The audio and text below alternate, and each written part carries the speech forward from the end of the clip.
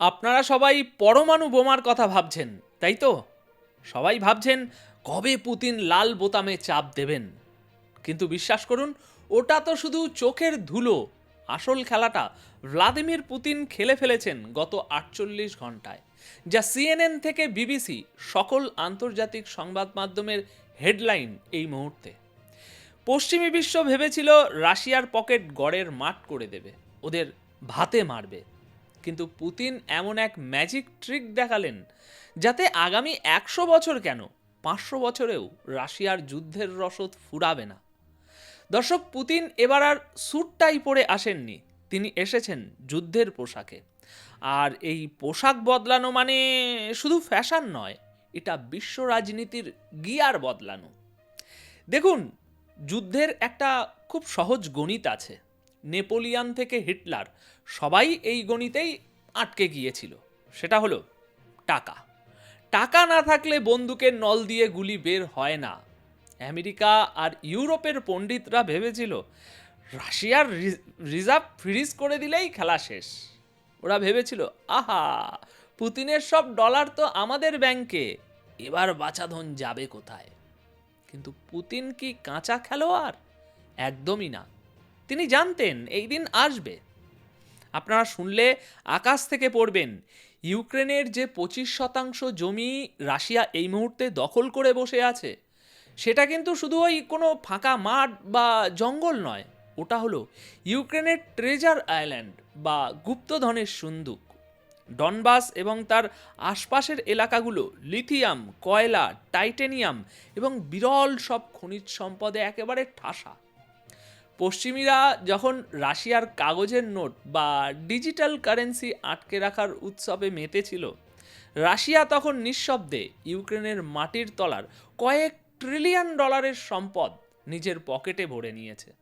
সোজা কথায়, আমেরিকা রাশিয়ার পকেট থেকে মানিব্যাগ চুরি করেছে, আর তার বদলে রাশিয়া আমেরিকার দালালের পুরো বাড়িটাই ভাই নিজের নামে লিখিয়ে নিয়েছে।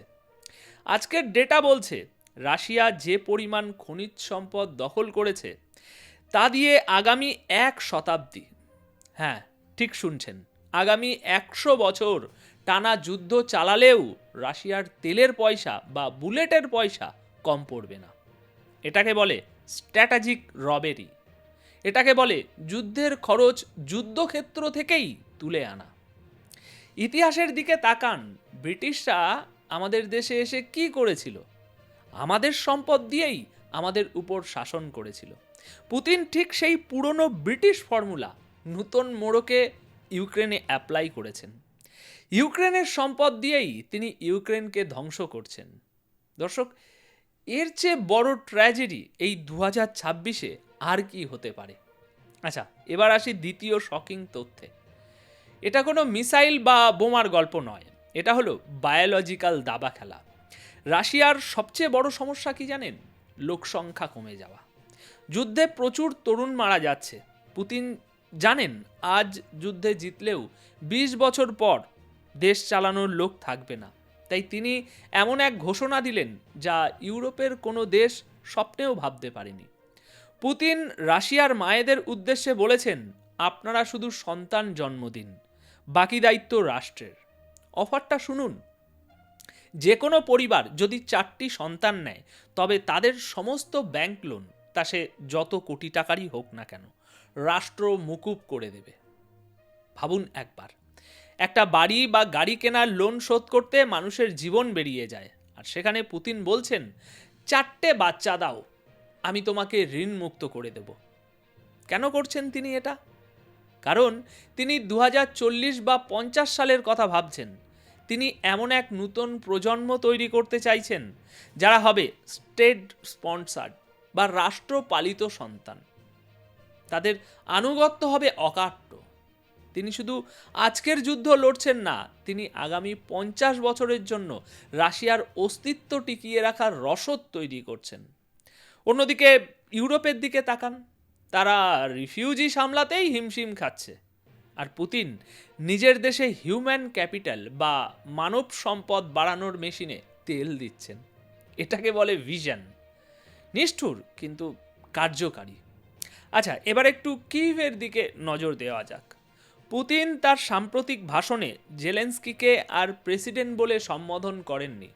তিনি তাকে ট্রিট করেছেন একজন এক্সপায়ার্ড মেডিসিন বা মেয়াদ উত্তীর্ণ ওষুধ হিসাবে। পুতিনের সোজা কথা, ভাই তোমার মেয়াদ শেষ, নির্বাচন তো দাওনি, তুমি এখন অবৈধভাবে গদি দখল করে আছো। পুতিন খুব ইন্টারেস্টিং একটা পয়েন্ট তুলেছেন। তিনি বলছেন এই একই কাজ যদি মধ্যপ্রাচ্যের কোনো শাসক করত, অর্থাৎ নির্বাচনের মেয়াদ শেষ হওয়ার পরেও ক্ষমতায় বসে থাকত, তাহলে আমেরিকা এতক্ষণে সেখানে গণতন্ত্র উদ্ধারের নামে বিমান হামলা চালিয়ে যেত।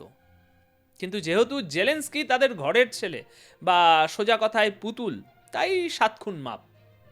কিন্তু বাস্তবতা বড় কঠিন। ইউক্রেনের সাধারণ মানুষ আজ জেলেন্সকির ওপর তিক্ত বিরক্ত। আজ যদি ইউক্রেনের স্বচ্ছ ভোট হয়, জেলেন্সকি নিজের জামানত হারাবেন। কিন্তু কেন? কারণ তিনি শান্তির পথে না গিয়ে দেশকে ধ্বংসের মুখে ঠেলে দিয়েছেন। ভেবে দেখুন, যুদ্ধের শুরুতে রাশিয়ার শর্ত কী ছিল? খুব সামান্য, ন্যাটোতে যেও না, নিরপেক্ষ থাকো, ব্যাস এটুকুই।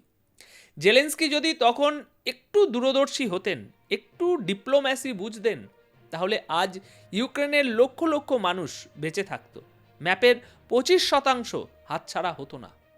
এখন জেলেন্সকি আসলে পশ্চিমাদের দাবার বোর্ডের এমন এক ঘুঁটি যাকে তারা চাইলেও ফেলতে পারছে না, আবার রাখতেও কষ্ট হচ্ছে। আমেরিকা তাকে ব্যবহার করছে রাশিয়াকে দুর্বল করতে, আর এই প্রসেসে ইউক্রেন নামক রাষ্ট্রটা হাড়মাসহীন কঙ্কালে পরিণত হয়েছে। এবার আসি ভিডিওর শুরুতে যে কথা বলেছিলাম, পুতিনের পোশাক।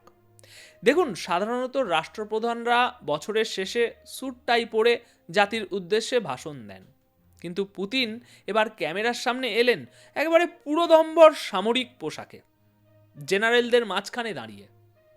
দর্শক, বডি ল্যাঙ্গুয়েজ এক্সপার্টরা বলছেন এটা শুধু পোশাক নয়, এটা একটা স্টেটমেন্ট।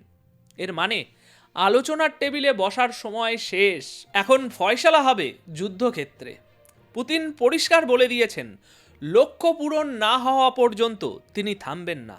আর তার লক্ষ্য এখন আর শুধু ডনবস নয়, তার লক্ষ্য পুরো ইউক্রেন এবং হয়তো তার বাইরেও। তিনি মনে করিয়ে দিয়েছেন সোভিয়েত ইউনিয়নের হারানো গৌরব ফিরিয়ে আনার কথা। আর যারা ভাবছেন পুতিনকে সরিয়ে দিলে বা হত্যা করলে সব সমস্যার সমাধান হয়ে যাবে, তারা বোকার স্বর্গে বাস করছেন। রাশিয়ার আছে বিখ্যাত এবং কুখ্যাত ডেড হ্যান্ড সিস্টেম। জানেন এটা কি?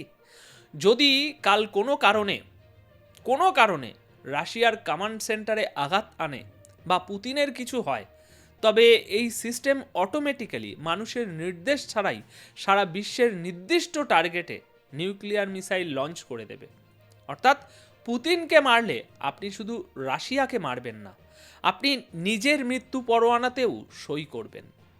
ইউরোপ এখন এমন এক বাঘের লেজ ধরেছে যা ছেড়ে দিলেও মরবে, আবার ধরে রাখলেও মরবে।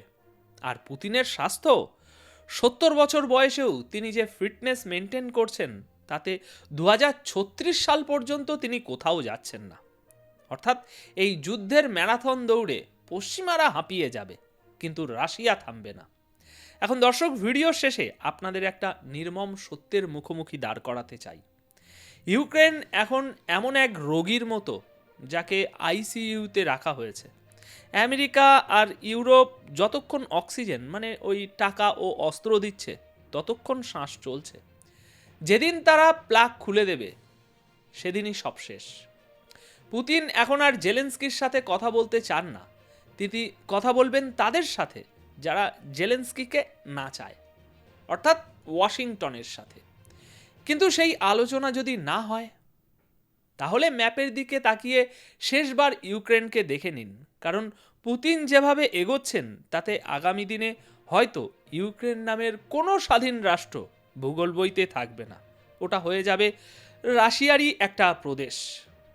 ভুলটা কি 4 বছর আগেই শোধরানো যেত না? একটা সামান্য সই, একটা নিউট্রালিটি চুক্তি, আর আজ পৃথিবীটা অন্যরকম হতো। কিন্তু এখন পিঠ দেয়ালে ঠেকে গেছে। এখন এ বিষয়ে আপনারা কি মনে করেন?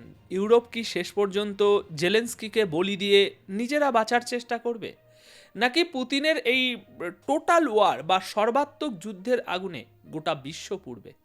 নিচে কমেন্ট করে জানান আগামী 1 বছরে ইউক্রেনের ম্যাপটা কেমন দেখতে হবে বলে আপনার মনে হয়। দেখা হচ্ছে পরের ভিডিওতে আরও নতুন কোনো জিওপলিটিক্যাল বিশ্লেষণ নিয়ে। ততক্ষণ ভালো থাকুন, সুস্থ থাকুন। ধন্যবাদ আপনাদের সকলকে।